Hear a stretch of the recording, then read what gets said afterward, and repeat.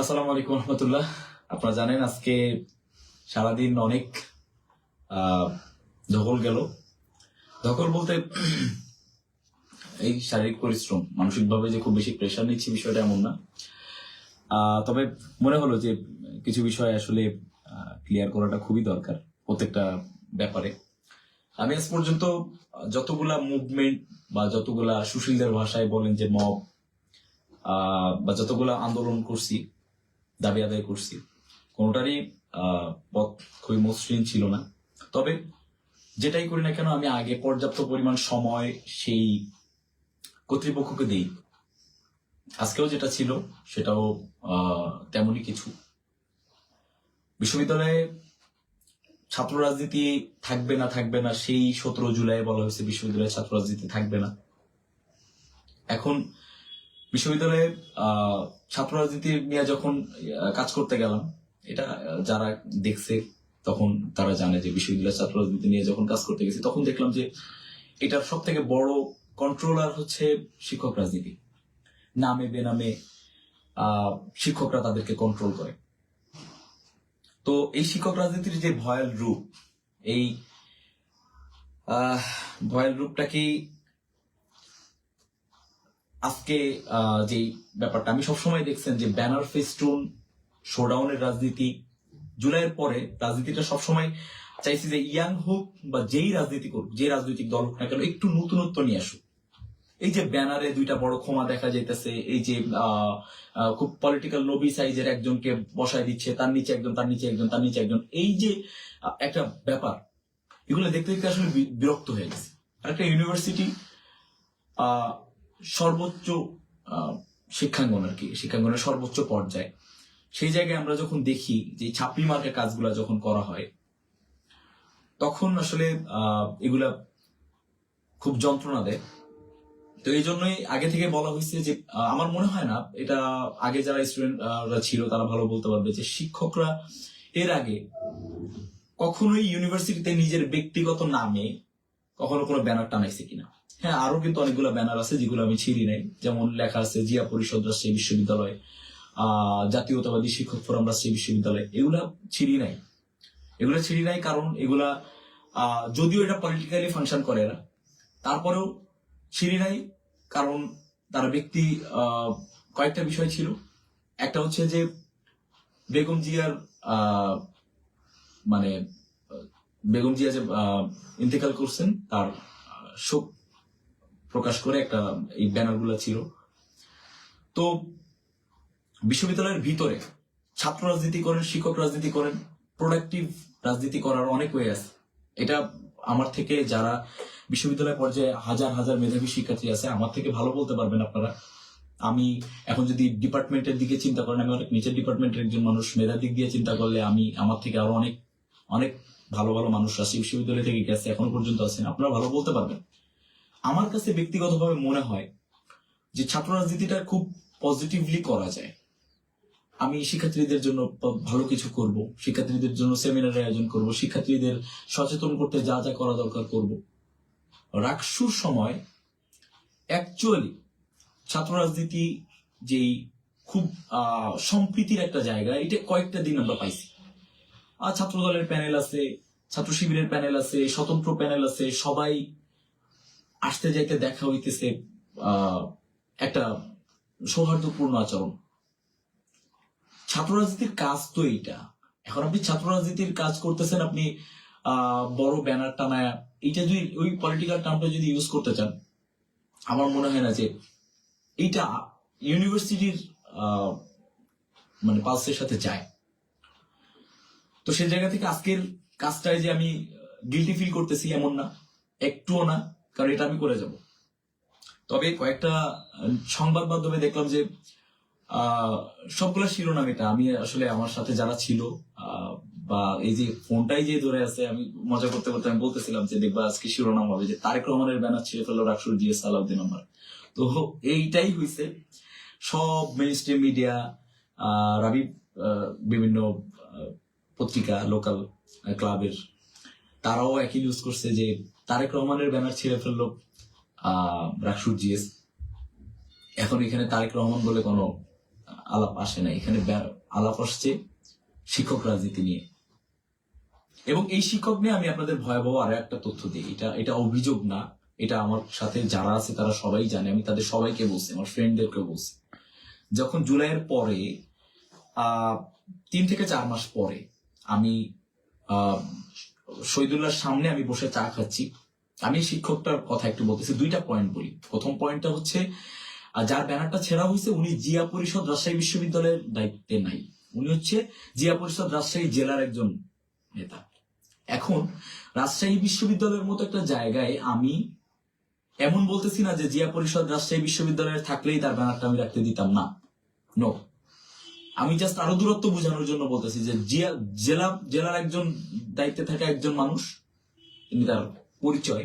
এবং সব থেকে লজ্জার ব্যাপার হচ্ছে আপনি একজন ইউনিভার্সিটির প্রফেসর, সেই ইউনিভার্সিটির প্রফেসরের পরিচয়টা কি আপনার তার থেকে মানে এই পদের ওই পদের থেকে আপনার কাছে লো মনে হয়? একটা ইউনিভার্সিটির প্রফেসর মানে কি? তার থেকে সম্মানিত ব্যক্তি আর আছে? সেই জায়গা থেকে আপনি সেই পরিচয়টা থেকেই আপনি তার থেকে বড় পরিচয় মনে করতেছেন যে আমি জিয়া পরিষদ দের দায়িত্বে আছি। এটা হচ্ছে সব থেকে লজ্জার ব্যাপার আর কি, যে আপনি ইউনিভার্সিটির প্রফেসরটাকে আপনি, আমার মনে হয় যে আপনার কাছে এটা কোনো মূল্য নেই, আপনাকে সেই ধর্ণা দিতে হবে। সেই জাহাঙ্গীরনগর বিশ্ববিদ্যালয়ের ভিসি, একজন ভিসি যিনি একটা দলের প্রধান হিসেবে দেখা করার জন্য সেনাবাহিনী বা প্রশাসনের ধাক্কা খাইতেছে, এই ব্যাপারগুলা একজন শিক্ষার্থী হিসেবে যখন দেখবো যে সর্বোচ্চ জায়গার একজন প্রফেসর, একজন শিক্ষক, আমি এটা কেন করতেছি আজকে? আমার জন্য না, আপনাদের জন্য। একজন প্রফেসরের কত সম্মান। আগে যারা রিটায়ারমেন্টে গেছে, যে প্রফেসর গুলা যারা শুধুমাত্র শিক্ষাপন্থী ছিল, না আওয়ামী লীগ পন্থী, না বিএনপি পন্থী, না জামাতপন্থী, না ডানপন্থী, না বামপন্থী, শিক্ষাপন্থী ছিল, সে মানুষগুলোর সম্মান দেখেন না আজও পর্যন্ত। যখন আসে তাদের ছাত্ররা যখন দূর থেকে তাদেরকে দেখলে, এখন পর্যন্ত গাড়ি থেকে নেমে স্যার কেমন আছে? আপনার মনে হয় যে আপনারা যখন রিটায়ারমেন্টে যাবেন আপনাদের দেখে দূর থেকে কেউ সালাম দিবে? আমার মনে হয় না। কারণ এই যে দলীয় পরিচয়, আমার কেন শিক্ষক রাজনীতি নিয়ে আমার এত ক্ষোভ, এই শিক্ষক রাজনীতির রোষানলে পড়ে বিগত 17 বছরে শত শত শিক্ষার্থী তার শিক্ষা জীবন শেষ করতে পারেনি। শত শত শিক্ষার্থী সিজি 4/4 পাওয়ার যোগ্য ছিল, তাকে 3 নিচে দেওয়া হয়েছে, 3.50 করা হয়েছে। শত শত শিক্ষার্থী এখন পর্যন্ত সে কান্নাকাটি করতেছে, এই শুধুমাত্র ওই পলিটিক্যাল অ্যাফিলিয়েশনের কারণে। আপনার রাজনৈতিক মতাদর্শ এক, সেই শিক্ষার্থীর রাজনৈতিক মতাদর্শ আরেক। আপনি কখনোই তার প্রতি পজিটিভ দৃষ্টি দেন না, এটা আমি আপনাকে চ্যালেঞ্জ করে বলতে পারি। এবং যে শিক্ষকের নামে কথা আসতেছে, এটা আসলে কথা মানে এটা কখনোই বলতে চাইনি, তবে এটা আজকে বলতে বাধ্য হইতেছি, শেয়ার করতে বাধ্য হইতেছে আপনাদের কাছে। সেটা হচ্ছে জুলাইয়ের 3 থেকে 4 মাস পর ওই যে রজবে বসে চা খাচ্ছি আমরা শহীদুল্লাহ কলাভবনের সামনে, আমাদের ক্লাসে ব্রেক টাইমে। তো স্যারের সাথে একজন আসলেন, উনিও বিএনপি পন্থী একজন মানুষ, বাহিরের একজন মানুষ, এসে স্যারের সাথে বসে খোশ মেজাজে গল্প করতেছে। তো স্যার আমাকে ডাকলেন, আমি সম্মানিত শিক্ষক হিসেবে আমি সেখানে গেলাম, আমি সালাম বিনিময় করলাম স্যারের সাথে, আমি সর্বোচ্চ শ্রদ্ধা দিয়ে আমি বসলাম সেখানে।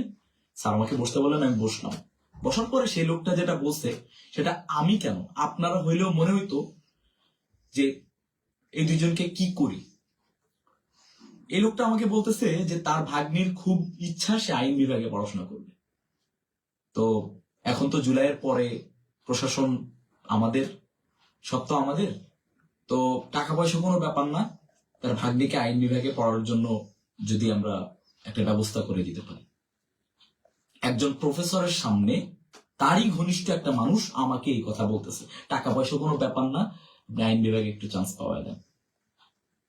এই হইতেছে, আমি তখন জাস্ট স্যারের দিকে তাকাইলাম, উনি দেখলাম হাসতেছে। তো ওনার ইথিক্যাল গ্রাউন্ডটা আমার বোঝা তখনই শেষ, যে উনি প্রতিবাদ করে নাই। আমি স্যারের সামনে আমি ওই মানুষটাকে বলে আসছি, উনি এখন অস্বীকার যদি করে আমি ভেবে নিব যে উনি আরো অনৈতিক মানুষ। এবং ওখানে আরো মানুষ ছিল, ওখানে আমার বন্ধু আরিফ ছিল, সেও ভালো বলতে পারবে, সাক্ষী ছিল। স্যার বলতেছে মানে স্যার স্যার কোনো কথা বলতেছে না, উনি হাসতেছে।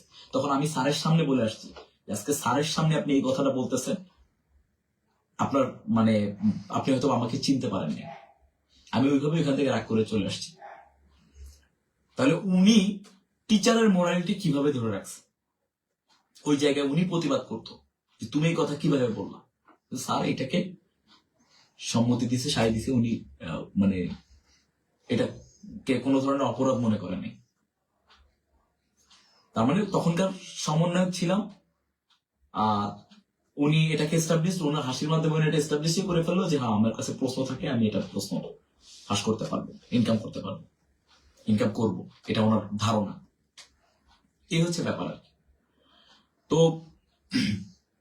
বিএনপির সাথে ঝামেলা হয়, জামাতের সাথে ঝামেলা হয়, বা আওয়ামী লীগের সাথে, তো ঝামেলা কি, আওয়ামী লীগ তো ঝামেলা হবেই, সার্বক্ষণিক।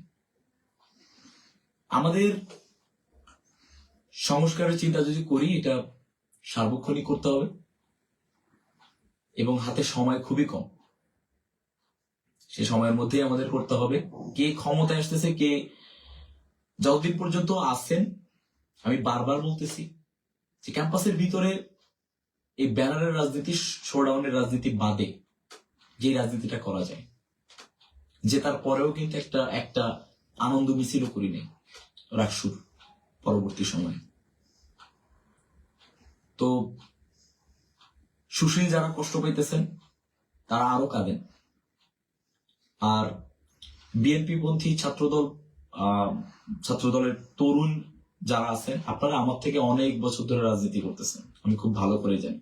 শুধুমাত্র এটাই রিকোয়েস্ট থাকবে যে আপনারা দৃষ্টি আকর্ষণ করার মতো কিছু করেন, যেটা মানুষকে পজিটিভ মেসেজ দিবে। সকলকে ধন্যবাদ। আর গণভোটে অবশ্যই সবাই হ্যাঁ বলবেন, গণভোটে না বলার সুযোগ নেই। আর শহীদ ওসমান হাদির বিচার চাইবেন।